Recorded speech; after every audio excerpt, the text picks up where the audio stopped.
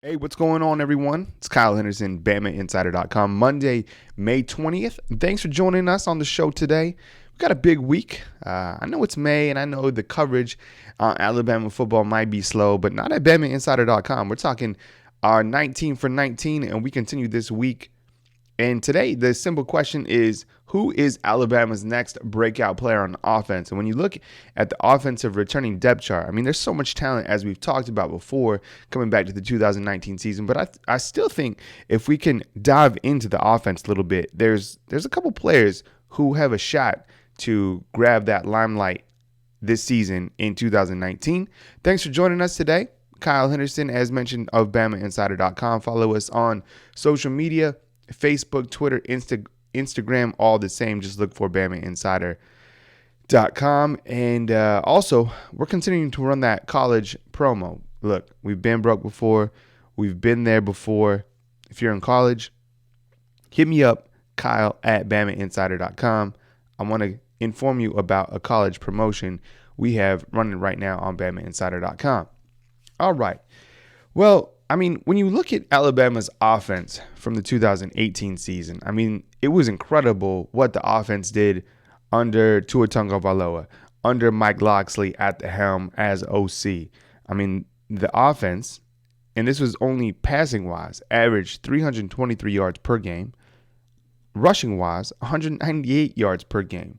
Total offense per game, 522 yards per game, which was incredible. Right? I mean, and this is the thing that really stood out to me from Alabama's offense last year, especially in the first, 8 or so games, is the quickness that the offense was putting points on the board, right? So many drives under a minute 30, under a minute. It was, Tua would spin it out to one of his receivers down the field, score. And just like that, Alabama continued to accumulate points in the first half. It was ridiculous. Now, everyone is back pretty much from the 2018 season, which is very scary for opposing defenses, right? We've talked about it many times. Tua returns, threw for over 3,500 yards last year. Nagi Harris got a good splash last year, rushing for 783 yards. And then at the receivers positions, we've talked about it again and again. Henry Ruggs, Devontae Smith, Jerry Jeudy, and just reading the stats of those guys last year from the 2018 season. Let me bring that up real quick. And Jerry Jeudy caught 68 receptions, 1,300 yards. Jalen Waddle, who will return this year as only a sophomore, 45 receptions, 848 yards. Henry Ruggs, the third, 46 receptions, 741 yards. Devontae Smith, 42 receptions, 693 yards. So there was so much distributing of the football by Tua last year to the receivers, which was so much of a difference from the 2017 season, right? I mean, everyone was getting fed, everyone was eating, and really the only big loss to the receiving corps going into this season is the tight end position. Irv Smith, who caught for 44 receptions for 710 yards with 7 touchdowns, and you saw where Irv Smith landed up with the Minnesota Vikings this past NFL draft. So Tony Tuscaloosa today, our team writer, put together 3 players that he feels could be breakout players for the 2019 season. I'll talk about a couple more. And the first player he feels that could have a breakout season this year is Brian Robinson. He's a junior running back right now, coming in this season with a lot of momentum, I feel. And when we look at what he did last year, only 63 carries, 272 yards. But he's a big, imposing back, and I think someone who could really carry the load and someone who should be eager to really showcase his abilities. Here's an excerpt from Tony Tuscaloosa's 19 for 19 article today running on BamaInsider.com. If you're not a premium subscriber, go to BamaInsider.com and look for the checkout promo, which is simply Roll Tide. That'll get you free 30 days to BamaInsider.com. Here's an excerpt. After 2 frustrating years, Brian Robinson Jr.'s time has finally arrived. The Tuscaloosa native has accounted for 437 yards and 4 touchdowns on just 87 carries during his first 2 seasons at Alabama. However, he is expected to step up in a more prominent role this season with the departure of starter Nagi Harris. Now, Alabama's running backs this year coming in, you have Nagi Harris, who's expected to be the showcase back. Then you have Brian Robinson. Both of those guys similar in stature, over the 225-pound mark. Both can turn it upfield, make the big play. I know Najee seems a little bit more flashy, but Brian Robinson, we just haven't had enough taste of his ability on the field. And I think one thing that sets Brian Robinson apart that a lot of people don't know about, Brian Robinson, by the way, 6'1", 226 pounds, is his breakaway speed, his top end acceleration.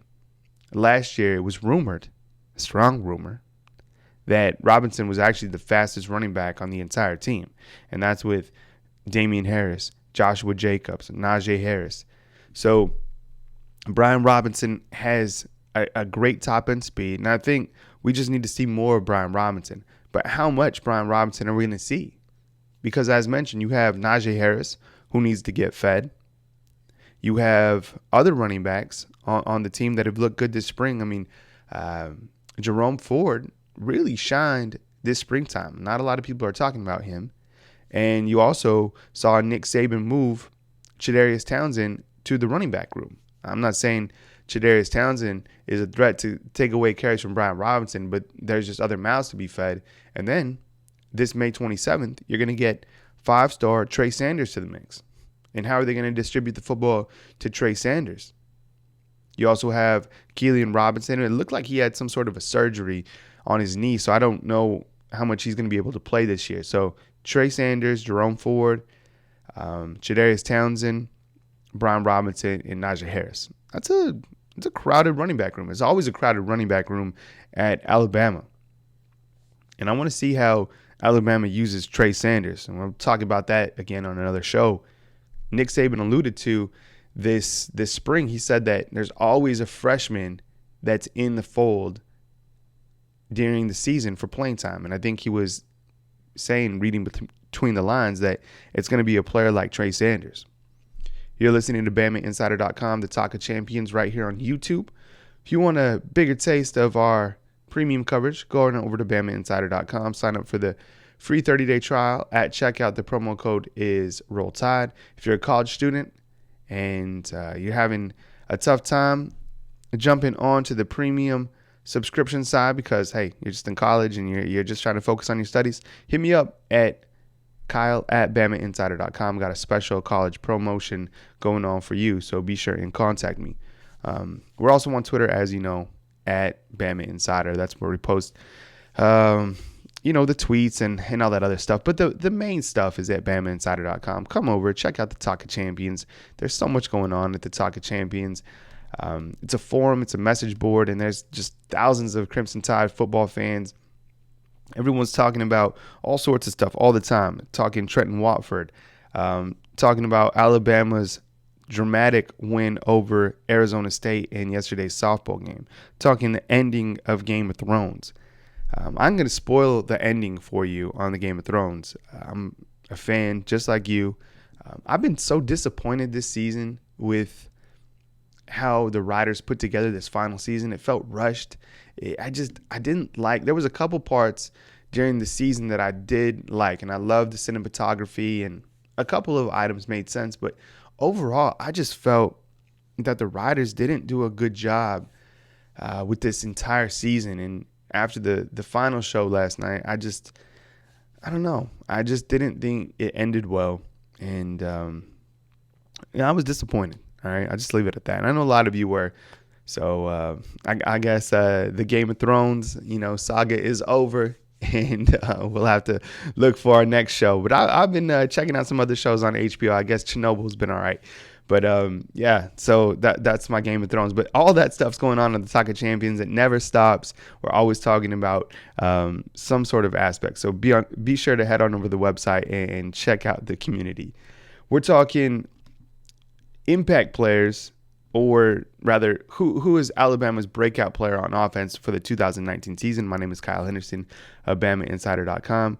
As mentioned, Tony Stucala's lists Brian Robinson as a player that potentially could be a breakout player. Now, the next player he lists is Miller Forristall at tight end. And as I mentioned, Irv Smith is Now with the Minnesota Vikings, he exits the program, so a tight end has to step up. And when you look at the tight end room for the Crimson Tide, not one tight end that is on the roster caught a pass during the 2018 season. It seems a little bit concerning when you look at everything. But then again, you have so much talent at the wide receiver unit that, I mean, do you need a tight end? Yeah, you do need a tight end. So Miller Forrestall is a guy that is experienced, 6'5", 234 pounds. He had an ACL injury in 2017, but I think when you looked at what he can do this springtime, he certainly looked like he's ready to roll. It looks like he's a guy that does have the athleticism that he was known for before his ACL, and I think he's going to be a guy that provides some leadership at that tight end position. Other guys in the fold at the tight end position, it'll be interesting to see exactly who Alabama uses and who gets reps at the tight end position. And other guys could be, possibly now redshirt freshman Cameron Latou, right? Cameron Latou looked pretty good at the tight end position during the springtime. That was an experiment that Nick Saban conducted, moving him from outside linebacker to tight end. You also have Kedrick James, who will be suspended for the first 4 games, but everybody loves the athleticism that he has, a lot of power when he starts running with the football. Guile Amos is a senior. Nobody really knows about him. He's a senior now on this squad, and he kind of turned some heads during the springtime. You also have Major Tennyson and then Jahlil Billingsley, who will be a freshman summer enrollee. What do you think about the tight end position? Sign off in the comment box. Do you guys feel that Miller Forrestall can be that guy that could step up and make the plays across the middle of the field inside the red zone? Make the blocks downfield. I mean, a lot of people don't talk about Hell Hentage from last year, but he did a lot of the dirty work getting downfield and making some blocks for some of these receivers or some running backs who broke loose and kind of did their thing. Now, the next player that Tsoukalos lists as a guy who could be a breakout player during the 2019 season is Terrell Shavers. Man, Terrell Shavers, such an impressive looking prospect, right? 6'6", 205 pounds, probably like a 4'4" guy. But where are you going to get him the football on the field? Who are you going to subtract, right?